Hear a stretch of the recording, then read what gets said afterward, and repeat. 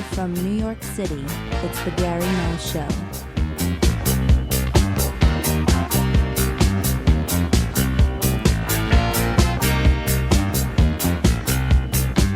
And now, your host, Gary Null.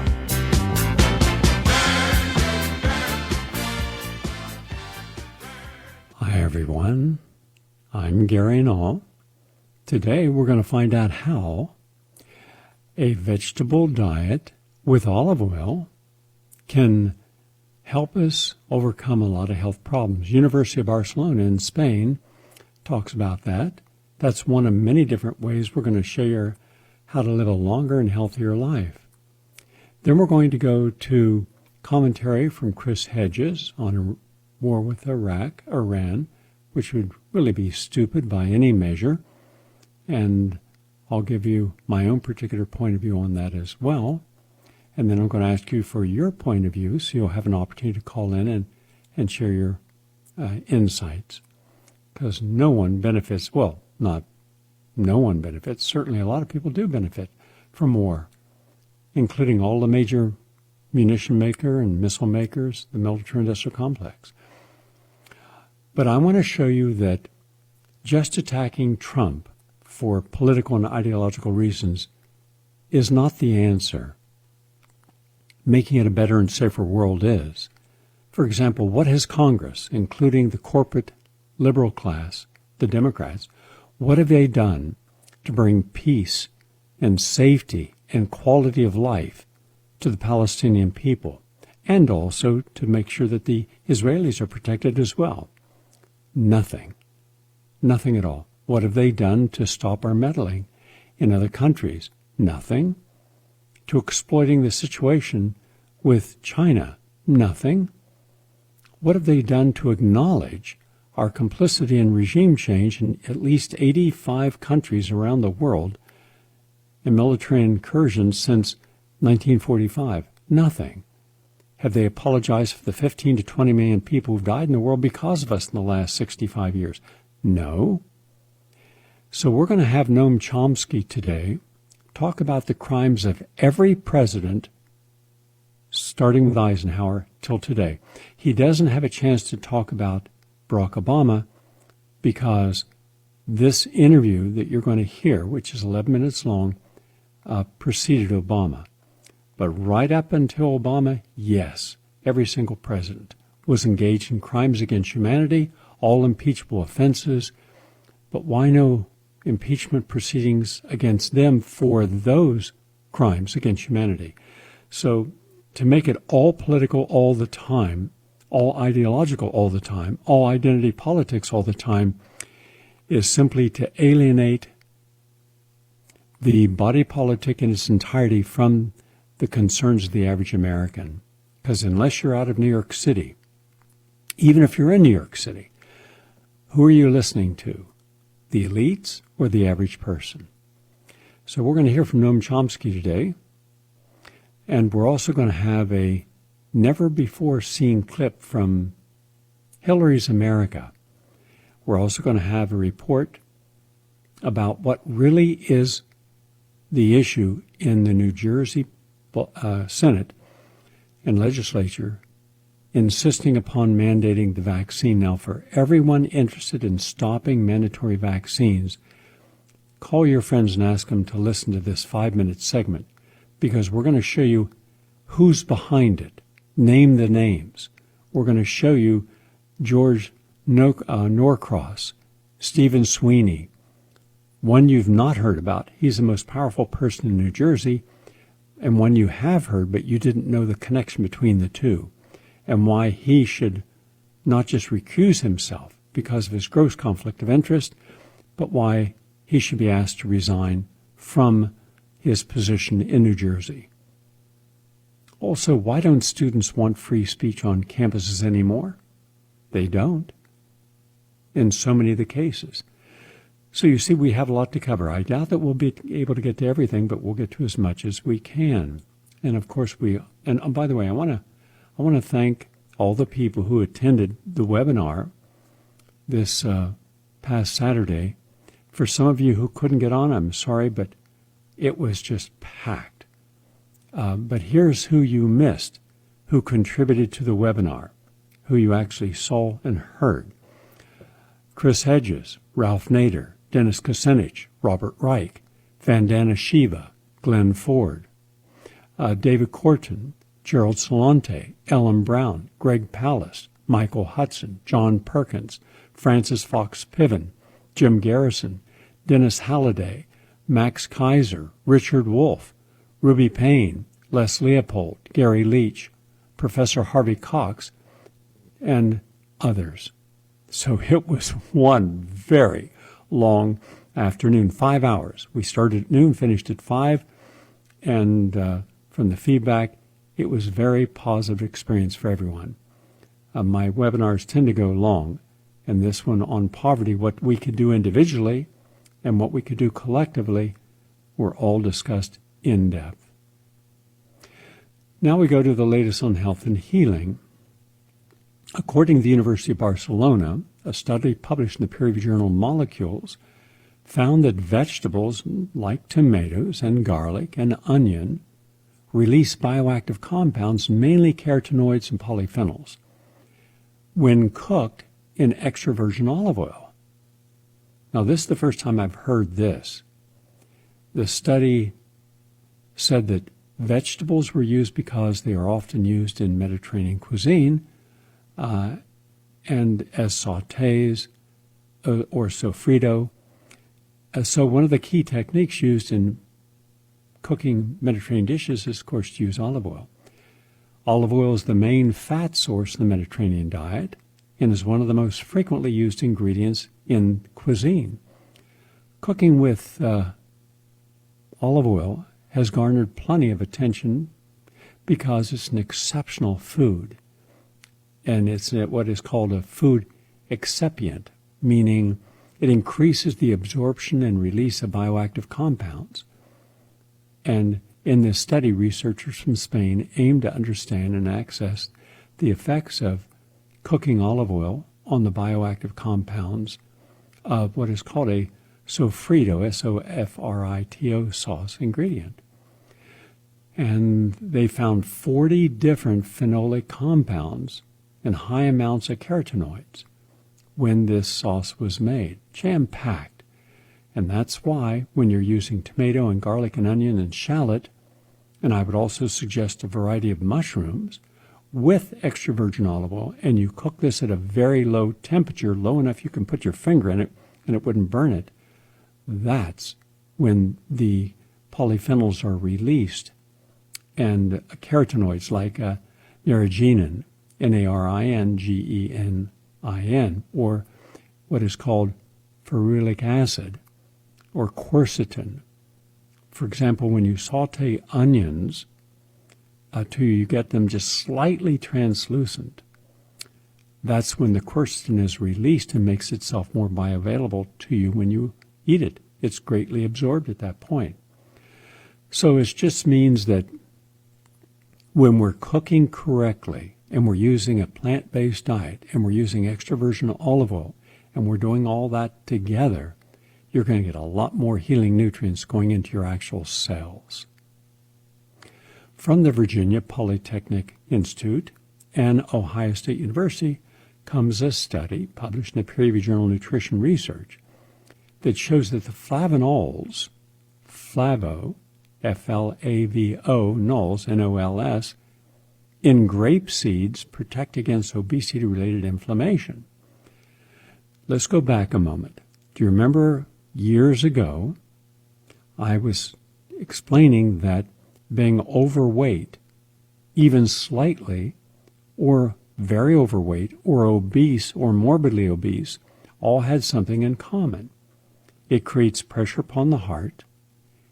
It increases the likelihood of high blood pressure, diabetes, kidney disease, liver disease, and inflammation in the brain, leading to memory loss and amyloid plaque being laid down. So there's no such thing as being overweight and healthy. Now, this is not meant to, in any way, shame anyone who's overweight. To the contrary, my interest is getting people not to be diseased because they're overweight.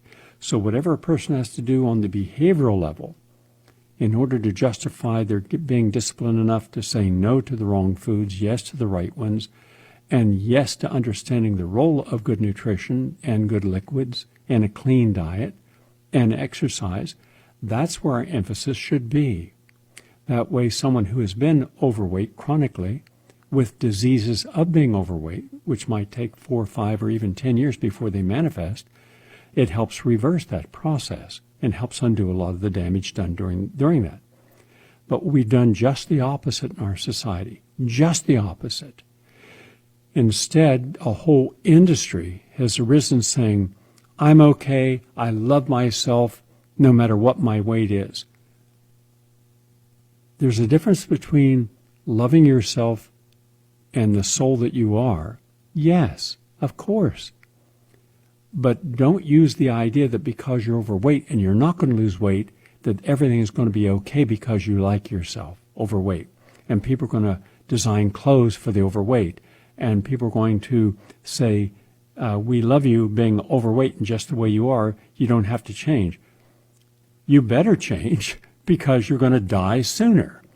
Or you're going to be diseased sooner. I've worked with obese people for a half a century. I've done more clinical studies on obesity than I can even remember, including one of the largest with 500 people. And I found out giving them a perfect diet didn't help them. Giving them supplements did not help them. Giving them exercise did not help them. Giving them de-stressing techniques did not help them. This was an actual clinical study. 100 people in one group after another, and we had them coming at different times. At one point, we were doing three in one evening. We'd start at 6 o'clock and go to 10 o'clock. And that was for 6 months. But the group that did work, the group that did lose weight without dieting, without supplements, without de-stressing, and without exercising as their primary focus, was the group where I put all the energy, every single lecture. And who are you? What is the central meaning of your life? Are you honoring that? And that group had a 93 to 95% success rate. And one of the people I work with, I actually took him on a PBS special I did. And his name was Fred Fisher, a rather unique person. Anyone who ever knew Fred, and a lot of people in Brooklyn knew him because he spent a lot of time out on his stoop, and people would come by and chat with him, and a lot of people who were overweight came to see him as well as other diseases, especially after he appeared on this special.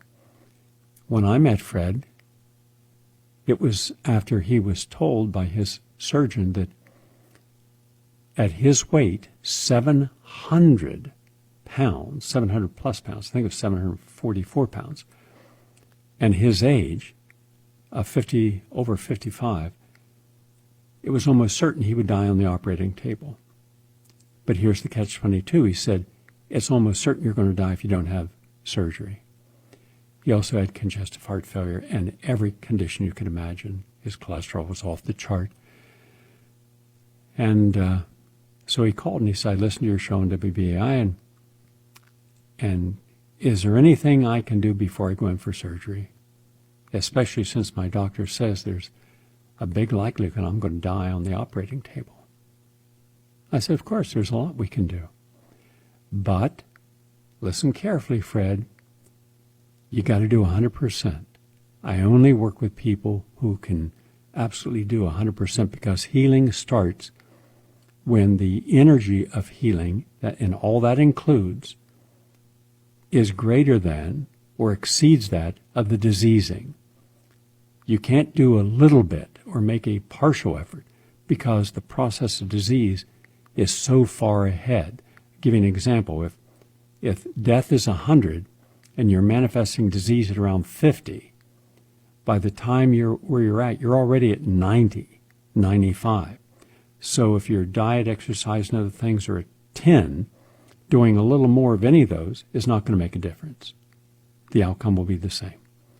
But if you did everything at 100 and then more, then you have a chance in time to exceed the percentage of energy going into healing versus the energy you have in diseasing, in which case then the healing dominates. It's all in the transfer of energy. In any case, he didn't quite understand it, but he said, okay, and so I work with him. Came down to my home, and for not being able to walk 3 steps, within a month he was walking, juicing, got him up to 15 glass juice a day. Anyhow,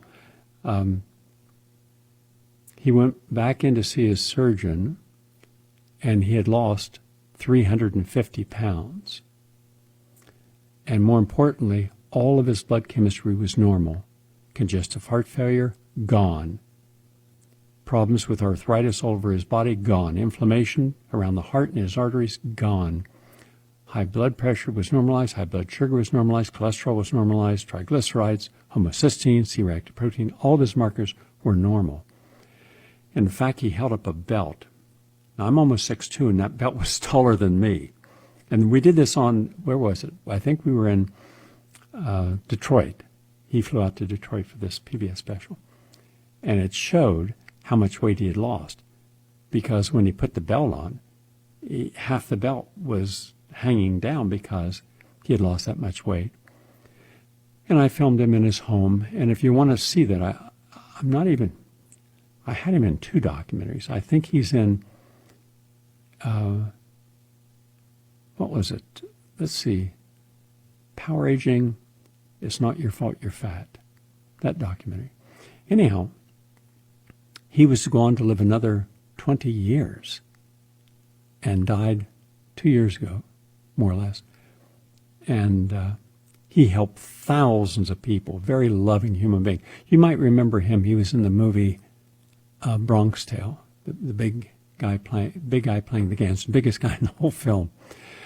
But he was a gentle person in his heart, kind, very philosophical, and we got to the issue. And by the way, how he was helped had nothing to do with his diet and everything else.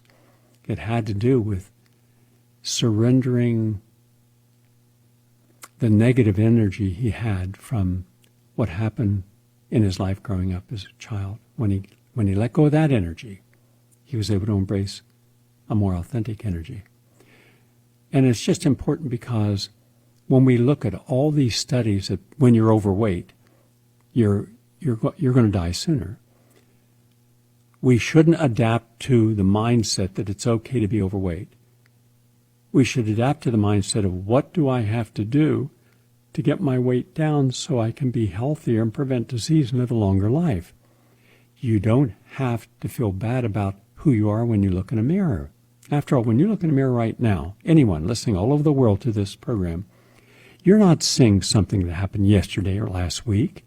You're seeing the total accumulation of every positive or negative, constructive or destructive choice you've ever made in your life. And that's just what you can see externally. You can't see inside your body. You can't see your liver and think, oh, wow, look at that scarring. That was when I was in college 25 years ago and was binge drinking, did that stupid thing. But then I stopped doing binge drinking. Then I stopped drinking, and 10 years ago, and I thought my liver would be all self-rejuvenated. No, it doesn't work that way. Just like the person that stopped smoking 20 years ago and still gets lung cancer today. You have to go in and change the DNA. And we can do that. But it only can be done at 100%. It can't be done in this incremental way of a little bit today and maybe nothing tomorrow. I don't know how I feel the next day. You're playing that game on yourself, then you're playing right into the hands of all these stupid and exploitive health coaches and people who know that you may not have the discipline, and instead of working on helping you with discipline and self-awareness and empowering the authentic self, they exploit it. Oh, we'll just make your clothes bigger. Well, okay, so now I'm wearing a larger size clothes. Is that helping my heart or my brain or my pain? No. So we're doing the wrong thing there. So just understand something. When you're overweight, you're hurting yourself. It doesn't mean you should hurt yourself emotionally. You should always love yourself. But understand, don't stay in that comfort place. Get out of your comfort zone. From the University of Reading in the United Kingdom comes a study published in the Journal of Happiness. And what they found was focusing too much on the need to enjoy experiences can actually contribute to depressive symptoms. Why would that be? Because when we become focused upon feeling happy and everything has to be happy and you have to talk to me in a happy way and I have to see happiness all the time and I don't want to see anything that makes me feel unhappy or makes me feel sad or reminds me of the world being sometimes an ugly place with ugly people who do ugly things and cause wars and suffering and homeless. I got to walk by those homeless people and I can't look at them. And I got on a subway and I just hold my eyes closed so I don't have to. No, that's not the real world. And when you are so involved in escaping the fear of the consequences of connecting with something that will trigger a depressive response, then you become a prisoner to chasing the happiness tail. And so it's true in a relationship also. Don't get into a relationship expecting the other person to make you happy. You should be happy. Another person should be happy without the need to change someone else to meet your expectations of what an ideal relationship should be. Because then you don't have an ideal relationship. And sooner or later when that relationship ends, and it will, that person is going to hand you an emotional bill for all the changing they did, all that they did to contort their authentic self to accommodate your perception of what they should be for you. Let people be who they are. And if they're not what you want in your life, then go on to another person. Let them have the life they deserve and need, and you yours. We just do way too much of changing. What do I have to do? 10 things to change about myself so I'm, a better person to the person in my life. Nonsense. If you want to change to be a better person, good. But don't expect that you need to have everyone else change for you. University of Buffalo. An unhealthy diet is linked with vision loss as you grow older. A new study spanning 20 years found a link between an unhealthy diet, that's your typical American diet, and vision loss. This was published in the British Journal of Ophthalmology. But you already knew that a healthy diet reduced oxidative stress, and oxidative stress is one of the factors that could impact your vision, leading to macular degeneration and cataracts and glaucoma. That's why juicing and supplementation, especially with lycopene and vitamin C and quercetin, vitamin E, are so important for your vision. And finally, from Pennsylvania State University, they talk about hydration influencing cognitive function. And dehydration can cause headaches and severe physiological issues, especially as you get older. And so you might want to take an impedance test. It's very simple. You simply take your shoes and socks off, you step on a specific type of scale, and it will measure not just your body weight, but also your percentage body fat, your muscle mass, your bone density, but also your hydration level. And ideally, you should be around 70-71%. But when I see people who are lethargic and say they're dizzy and they have headaches, but they don't understand why, and suddenly they do an impedance test and they're at 58, well, that's one of the reasons. Rehydrate them, and things get back to normal, unless there's some other underlying explanation. This was published in the European Journal of Nutrition. So look, hydrate yourself. All right? Hydrate, and don't assume that your desire for liquids is the most important indicator that you're dehydrated. You could have polydipsia or hydrodipsia, meaning that part of the brain that tends to drink or don't drink could be malfunctioning. That's particularly true of people who get older. To measure people's hydration levels, it's not difficult. And specifically, if you're dehydrated, you're going to have more sodium and less potassium, and you're going to have more urea and nitrogen in your blood. That is not good. So it's a simple, inexpensive, test. In fact, a lot of places you can get it for free in gyms, so try that. And make sure you're eating your seaweed, ideally 1 serving a day, because it's going to improve thyroid health because it's got iodine. This was published in the Journal of Medicinal Foods. So Denmark and Greenland measured iodine content in seaweeds, found it's very high and very good for you. So we in America just don't eat a lot of seaweed. We should. That's the latest on health and healing. We're 25 minutes into the program. We're going to take a break, and we're going to come back, and we're going to hear this report. This is a special investigative report from a television station in New Jersey that tells you the backstory of who's sponsoring this bill in New Jersey and why this is wrong. And in my personal opinion, he should resign, and we should demand that he resign. And everyone listening in New Jersey who doesn't want mandatory vaccines, look at this guy, challenge him, and take this investigation even further. Back in a moment to help the people, the good people in New Jersey, who want to maintain their right to have religious exemptions against the vaccines.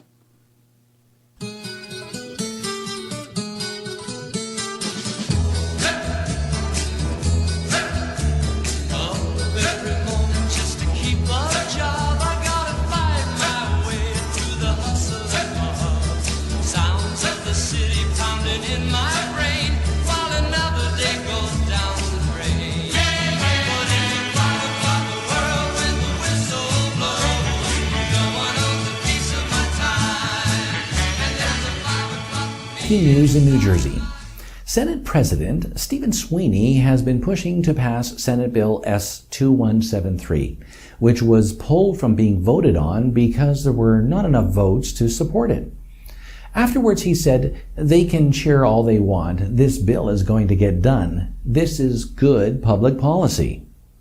Sweeney has been put on notice by political boss George Norcross, the de facto leader of New Jersey, as they are under pressure to get this law passed. Sweeney has been trying to influence senators who planned on voting no and is offering them future support in elections through a super PAC called General Majority, which is run by Norcross in exchange for their vote. What he didn't expect is the voice of so many New Jersey residents to be heard and who showed up at the Senate hearing to support the First Amendment and the freedom of religious exemptions. So why is Sweeney trying to buy votes? We did an investigation on Sweeney and Norcross, and this is what we found. The story actually goes back to the two of them being childhood friends. George Norcross became successful, but he knew he had to stay out of politics if he wanted to keep his insurance contracts private. So he convinced Steve to become a politician. But Norcross calls the shots when he needs something done. So Norcross runs an insurance firm called Connor, Strong and Bucklew, which has worked with townships and municipal authorities for over 30 years. And Norcross has used his firm to build a tremendous amount of political connections for his quid pro quo operation. Connor, Strong and Bucklew also works with a multitude of pharmaceutical companies across the nation in research and development of vaccines, human clinical trials, product recall, and integrative risk programs. The information on a majority of those clients is private.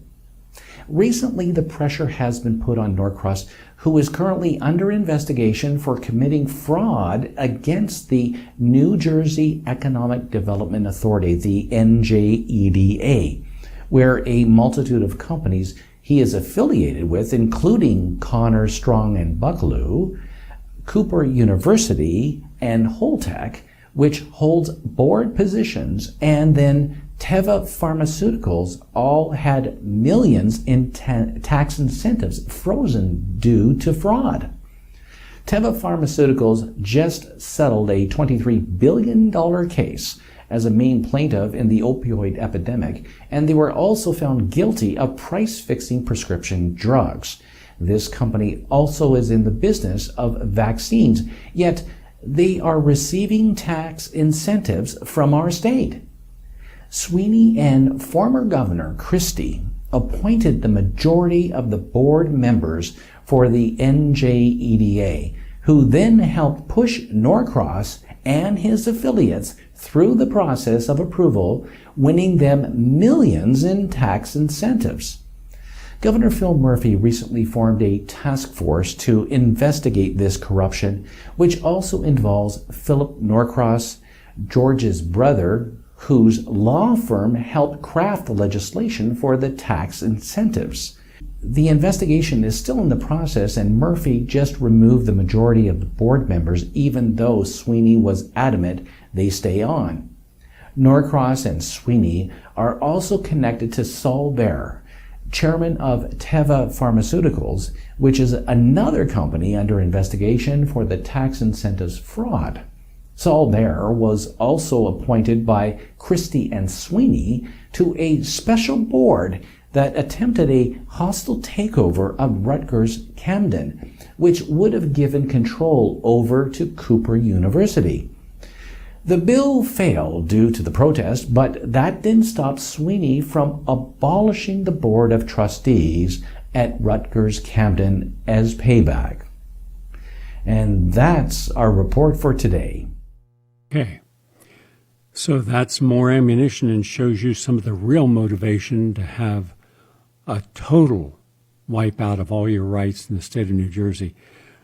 New York politicians are faced all the time with corruption, and we've seen the most powerful politicians in New York State challenged, and some go to jail because of corruption. Same is true for New Jersey. Same is true for Alabama, California. Well, very difficult to find politicians. There are some who cannot be bought or influenced, but serve the public. So I would use the information I just shared with you in challenging any vote on vaccines and to reopen up hearings, and hearings that allow myself or other experts to come forward who've done the actual research. I've written over 47 articles, scholarly articles, fully referenced, on the lack of any science that supports safety and efficacy. There is no science in the world, not a single study that exists, that can show that a vaccine and its ingredients are safe. They are inherently unsafe. Mercury, aluminum, polysorbate 80, formaldehyde. And they want to put all this into your child's body, and where's their studies of efficacy? Just measuring antibody response? That's junk science. So bring forward a hearing and let those of us who know how to take on and deconstruct the pro-vaccine lobbyists and show, and we'll show their hidden connections. Every one of the pro-vaccine people will show their conflicts of interest. That has not been allowed in the New York or New Jersey or California legislature. And it's time that we, the people, fought back against this utterly disdainful, corrupt system. And New Jersey, your political body out there is no better than an overflowing septic system. Now, let's hear from Noam Chomsky. If you're going to go after Trump, and he should be gone after for all the things he's done, go after every president. If you don't, then you're a hypocrite, and then you have no legitimacy in a discussion of what policies and practices we as a nation should be engaged in. I've shared over 45 points that we should be focusing our universal energy on, everything from reducing the military-industrial complex budget to universal health care and to stopping our foreign invasions, to closing down many of these intelligence agencies, to closing down most of our bureaucracies that are just, it's a cancer on America, to promoting health and promoting peace. And yet none of this, not a single thing that could help Americans, is being passed by these idiots in Congress, both left and right. And it's really irrelevant whether you're left or right, conservative or liberal at this moment in Washington. It's all part of the political consensus. So here's what Noam Chomsky has to say about the presidents, all of whom should have been indicted, all of whom should have been impeached, and all of them should have been tried for crimes against humanity, and yet not one was, for these crimes. Here's Noam Chomsky. Every post-World War II president would be indictable. It's probably true. Can we run down them real fast? What did Eisenhower do that you would indict him for? Eisenhower overthrew the conservative nationalist government of Iran with a military coup. He overthrew the first and last democratic government in Guatemala by military coup and invasion, leading to years of, in Iran it led to 25 years of brutal dictatorship, finally overthrown in '79.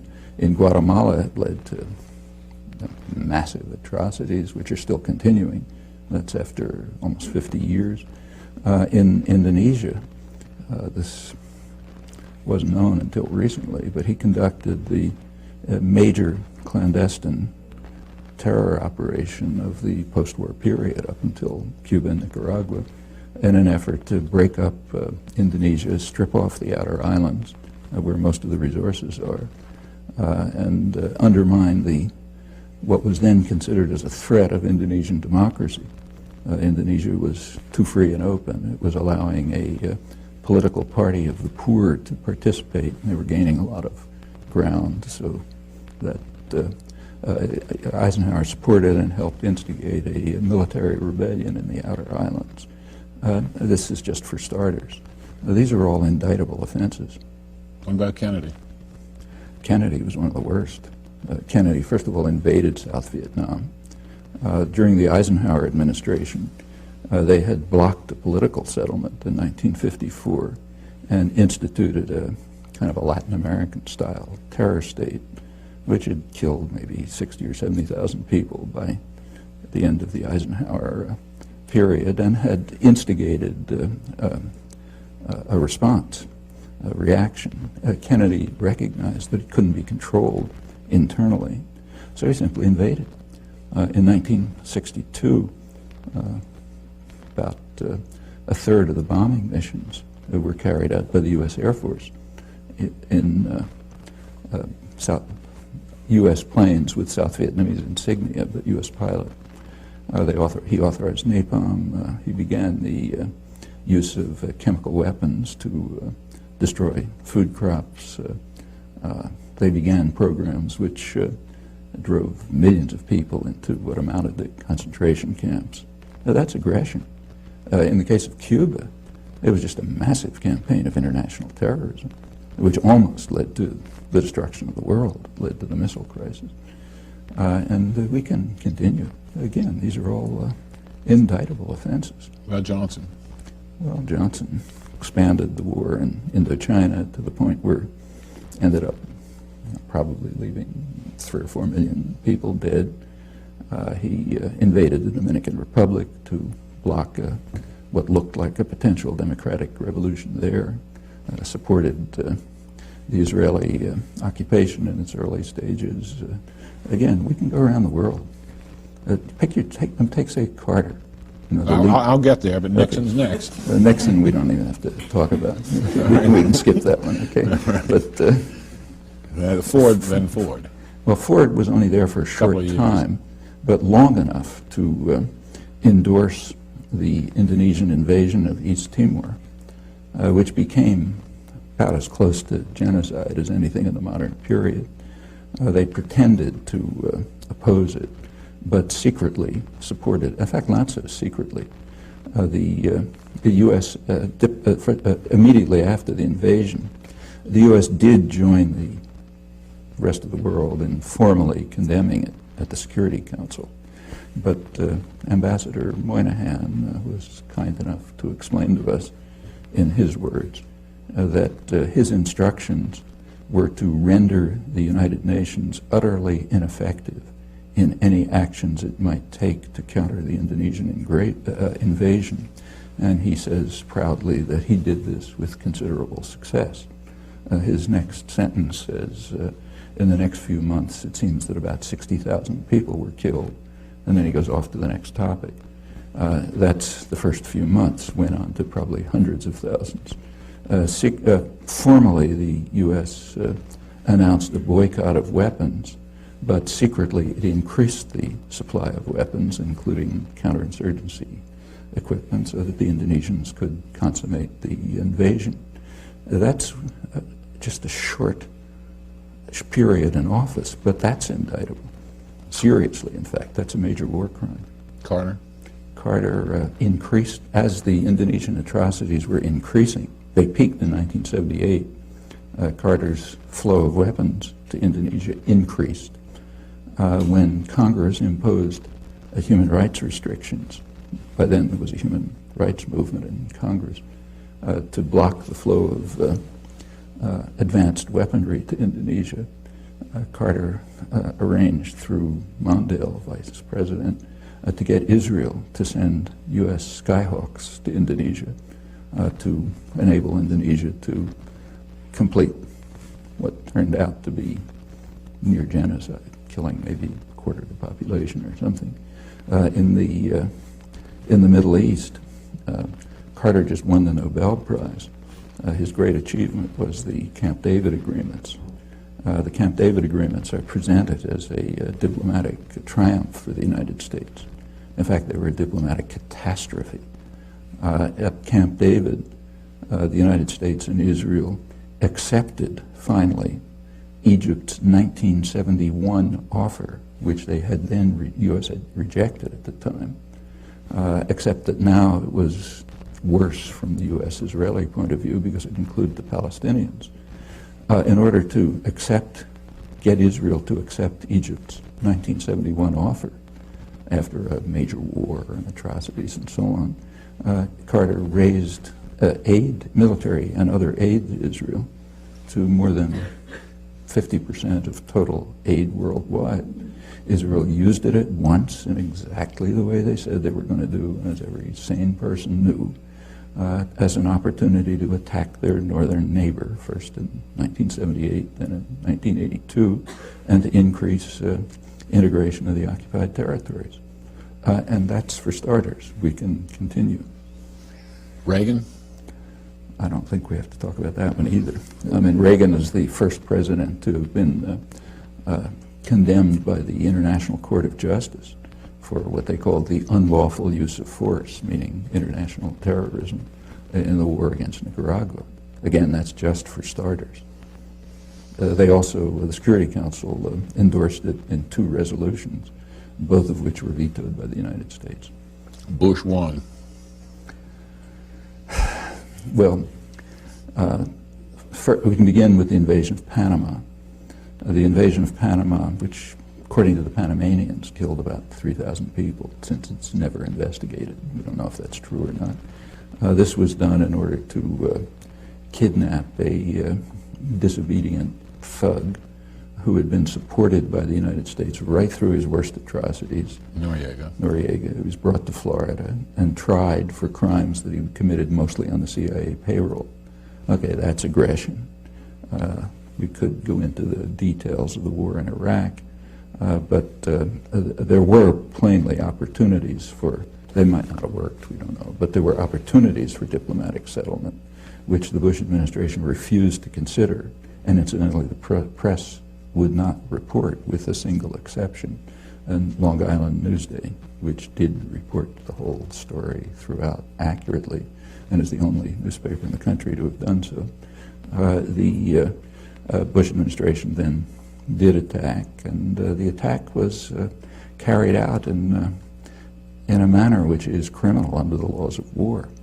They attacked infrastructure. I mean, if you attack New York City and you destroy the electrical system, the power system, the sewage systems, and so on, that amounts to biological warfare, and that's the nature of the attack. Then came a sanctions regime, which it's mostly Clinton, but began with Bush, which is, by conservative estimates, killed hundreds of thousands of people while strengthening Saddam Hussein. That takes us off to Clinton, which, that's the beginning, but that's by no means the end. We can run through it. Well, we can run through that one case suffices. All right. But there are plenty of others. Bush too? Let's go on with Clinton. Okay. And one of Clinton's minor escapades, very minor, was sending a couple of cruise missiles to the Sudan to destroy what they knew to be a pharmaceutical plant. There was no intelligence failure. According to the only estimates we have from the German ambassador and the regional director of Near East Foundation, who does field work in Sudan, both of them estimate several tens of thousands of deaths from one cruise missile attack. It's pretty serious. If somebody did that to us, we'd regard it as bad news. And again, we can continue. In the Middle East, for example, Clinton began by declaring past UN resolutions, in the words of his administration, obsolete and anachronistic. Okay, so we're finished with that. No more international law. Then comes a period called the peace process, except that during the peace process, Israeli settlement, which means settlement paid for by the U.S. taxpayer and supported by U.S. military aid and diplomacy, continually increased. The most extreme year was Clinton's last year, the highest level of settlement, the highest since 1992. Meanwhile, the territories were cantonized, broken up into small regions with infrastructure projects and new settlement. I don't know what you call that, but it's under military occupation. And if anyone else was doing it, we'd call it a war crime. And again, we can continue. Wish to, I don't think we have to discuss. Okay. Again, that is Professor Noam Chomsky, and as you see, he's one of the best minds on the planet. He has a great background in understanding the history of power and how it's used or misused. In this case, all those presidents misused their power. Don't confuse or conflate. You're liking them because of their personality or some quality of their expression towards the public versus what they actually did behind closed doors with the military-industrial complex. Now, if you'd like to share your point of view on anything that we've discussed, please call in. Our talkback line is 888-874-4888. Again, 888-874-4888. And while you're thinking about what you'd like to speak about, I want to share some of my own thoughts. When I see what people are saying about the assassination of the General Qasem Soleimani, who headed the Quds force in Iran, understand that Iran and Iraq are virtually one and the same. Today, Iraq's parliament voted unanimously to get rid of all American military personnel and throw them out of the country. Mind you, this is a sovereign country. And when the president or the head of, or all the people within their legislative body say, get out, that means we would have to close down. Even though all embassies are considered sovereign property, they can close this down, and out we go. Then ask yourself, what was the entire point of this entire invasion? Because that's what we did. We did an invasion. Paul Wolfowitz and George Bush and Dick Cheney, all the people, those neocons, they were all neocons. Before they were neocons, since then they've been neocons in the military-industrial complex, and all the generals and admirals. Everyone that participated in this massacre, this human rights violation called the Iraq War. But what no one counted on was how people in the Middle East actually worked together, including Iran and Iraq. So if Iran is attacked, you have Iraq as their partner, China as their partner, Russia as their partner, India as their partner. Exactly how are you expected to win that war? You can't. Israel knows that. That's why Israel wanted the United States to do the attacking and kill the general on their behalf. This is all about Israel. And so we have to understand, and Chris Hedges guides us on this, and very astutely so, that this assassination will ignite, in his opinion, widespread retaliatory attacks against U.S. targets and the primary population of Iran are Shiites, who form the majority in Iraq. as well as in Iran. It'll activate Iranian-backed militias and insurgents in Lebanon and Syria throughout the Middle East, and the existing violence of this happening is the result of 2 decades of U.S. blunders and miscalculations in the region, and that'll become even more wider and more dangerous in the near future, and the consequences are ominous. Not only will the United States swiftly find itself under siege in Iraq and perhaps driven out of the country, there's a force of about 5,200 U.S. troops in Iraq. What are we going to do? Use those troops and bring more in and drone attacks against Iraqi troops, against Iraqi militias, against Muqtasadar's militia? That would be suicide if we did that. So we put ourselves into a no-win situation. But this current situation, in all likelihood, draws closer to a war directly with Iran.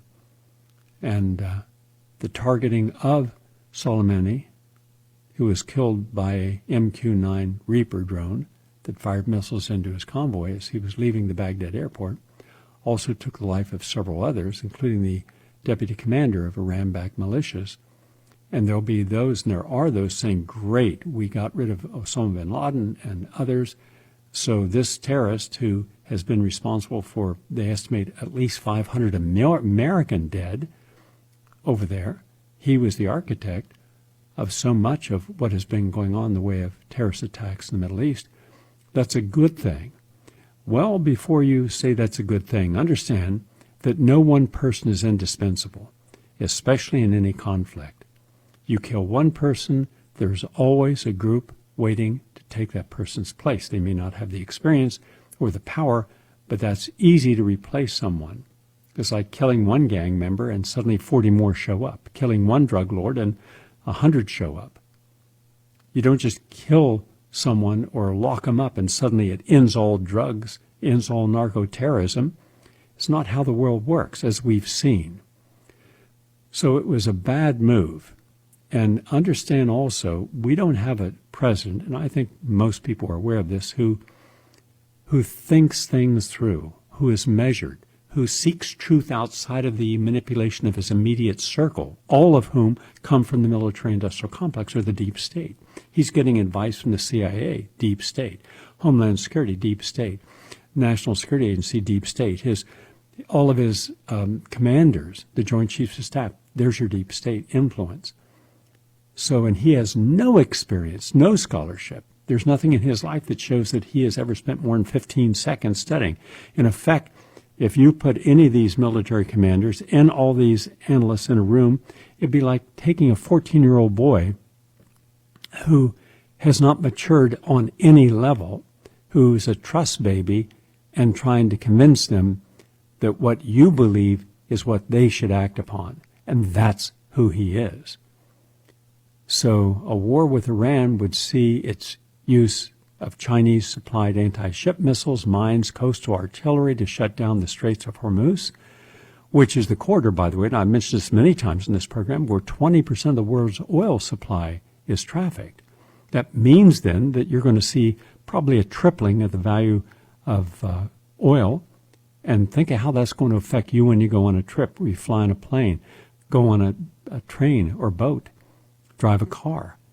You're going to see a tripling of the costs.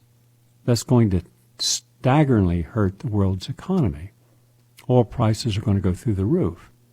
The retaliatory strikes by Iran on Israel, as well as on American military installations in Iraq, would leave hundreds, maybe thousands dead.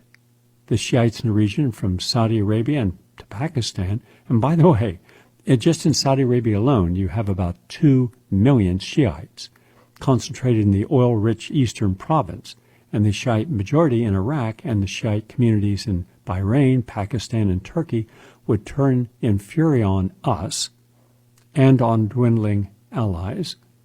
And think of what it would be if you were traveling there. You're a target.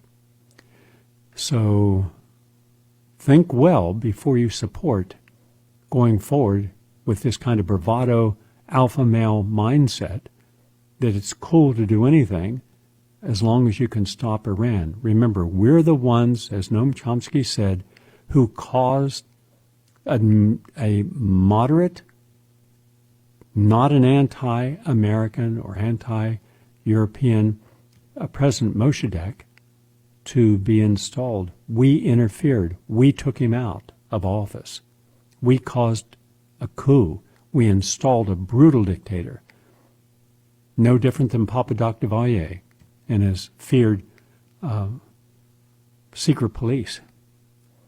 That's what the Shah did, all under our rule. And that led in time, after about 25 to 27 years, to another revolution, and then came Khomeini. So we created the backdrop for what you see now with the radical theocracy that dominates in Iran. So many things we've done wrong, and that's unfortunate. One quick call from Ron from Connecticut. Ron, your turn. Greetings, Gary. I'm going to preface, I have a question, and it's going to be very much to the point. I'm going to preface that with a suspicion that I have that the power elite of the planet are in their own secret, or maybe not so secret, struggles for power, for domination. So whether, I don't think the president made this decision on his own. So my question is, what or who will stop the president from declaring, first of all, we're getting into a war.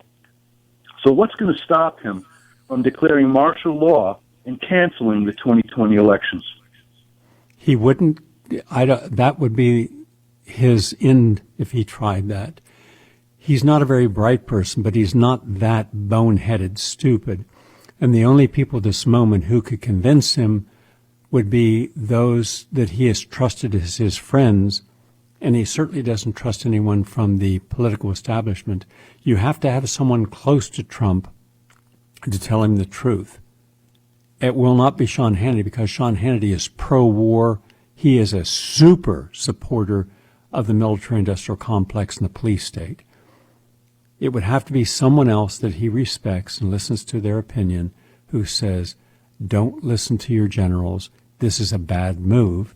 They're setting you up. If he feels that this would set him up to lose, then you'll get his attention. He has to be motivated by a thought that he could be out, versus if he didn't do anything, he might have another chance. That would be the only way that you're going to have him change his mind, because once he's surrounded by these manipulators, they can be extremely convincing, because they're the ones who are career diplomats and career generals and career bureaucrats and technocrats. He's not. They know how to play the system, and they've played every president since then the same way. Okay, thank you for your call, Ron. We're out of time, everyone. Thank you all for listening. Have a nice day.